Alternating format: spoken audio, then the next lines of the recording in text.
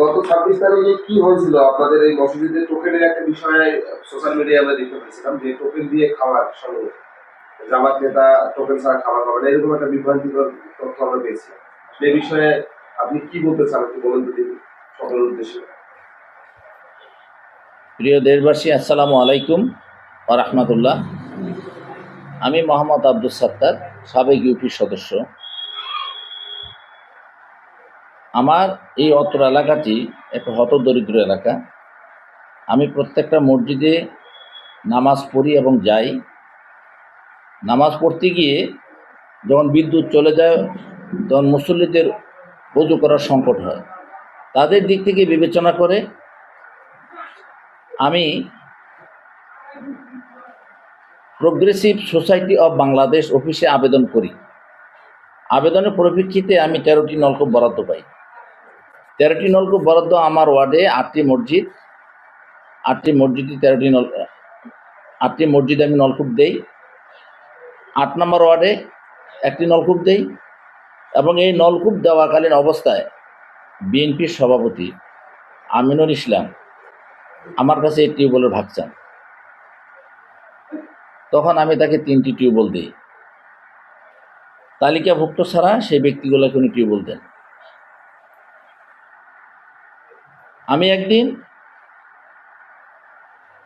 বনছুকি এলাকায় গিয়েছিলাম সাবেক চেয়ারম্যান মুরাদ আহমেদের বাড়িতে, সাবেক চেয়ারম্যান গফুর আহমেদের ভাতিজা মুরাদ আহমেদের বাড়িতে। সেখানে জনৈক এক ব্যক্তি হতদরিদ্রদের মাধ্যমে চাউল বিতরণ করেন। তখন আমি তাদেরকে বলি যে ভাই, আমার এলাকাটি তো গরিব, আমার এলাকায় কি ব্যবস্থা নেওয়া যায় না?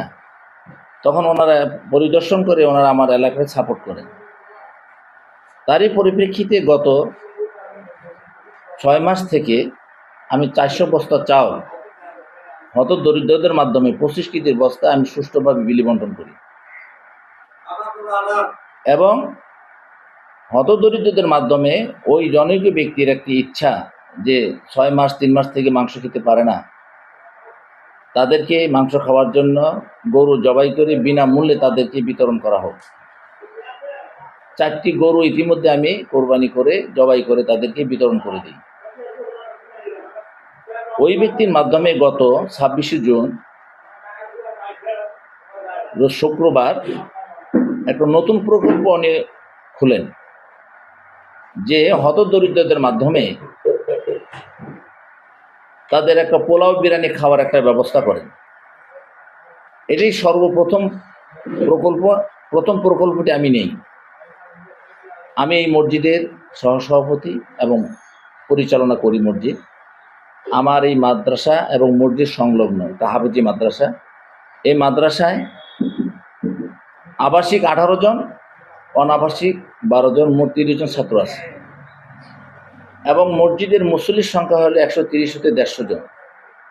কিন্তু একটা গরু, 95 কেজি মাংস এবং 75 কেজি চাউল, প্রায় 700 লোকের জন্য খাবারের একটা আয়োজন। তো মুসল্লি এবং ছাত্রদের মধ্যে খাবার দিলে আমি 180 হতে 200 জনকে দিতে পারতেছি। তখন ওই ব্যক্তির যে কর্মকর্তা কর্মচারী বৃন্দ আছেন ওনারা একটা সিদ্ধান্ত নিলেন তাৎক্ষণিকভাবে যে আপনারা এই এলাকা হতদরিদ্রদের মাধ্যমে একটা টোকেন বিলি করে তাদেরকে আমরা দাওয়াতি কাজ করি।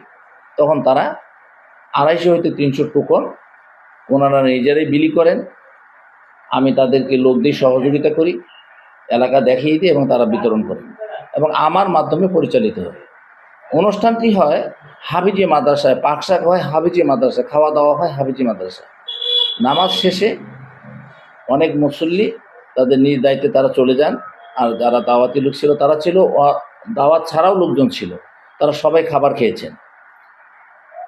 এই আমিনুল ইসলাম, তার বাড়ির পাশে এই ঘটনাটি ঘটে, মসজিদের সামনেই তার বাড়ি। সে এর আগেই যে আমার সঙ্গে এই বিষয় নিয়ে ভাগাভাগি চায় আমি তাদেরকে দিতে, এই গরিবের আবার ভাগ দেব কিসের, তাকেই ক্ষিপ্ত হয়ে অনাকাঙ্ক্ষিতভাবে তার ছেলেকে, 2টা ছেলেকে এখানে পাঠিয়ে দিয়ে হট্টগোল সৃষ্টি করে। আমি বলছি যে ভাই, যদি কোনো কিছু সমস্যা হয়ে থাকে আমার এই পরিচালনায়, আমি তোমাদের কাছে ক্ষমা চাই, তোমরা ক্ষমা করে দাও। এটা নিয়ে আর বিশৃঙ্খলা তোমরা করিও না, এই 700 লোকের খাবার কে খাবে? তারপরও তারা মানেনি। এক পর্যায়ে আমিনুল ক্ষিপ্ত হয়ে বলেই ফেলল, আপনার ভিডিওতে দেখবেন তার উচ্চস্বরে কণ্ঠ এবং কত রাগান্বিত অবস্থা। সে বলছে যে এর পরবর্তীতে কোনো প্রকল্প এই এলাকায় আসলে তোমাদের পিঠের চামড়া উঠায় ফেলব। আমি এই ঘটনাটির তীব্র নিন্দা এবং প্রতিবাদ জানাচ্ছি এবং এর প্রয়োজনীয় ব্যবস্থা ঊর্ধ্বতন কর্তৃপক্ষের দৃষ্টি আকর্ষণ করছি। আসসালামু আলাইকুম ওয়া রাহমাতুল্লাহ।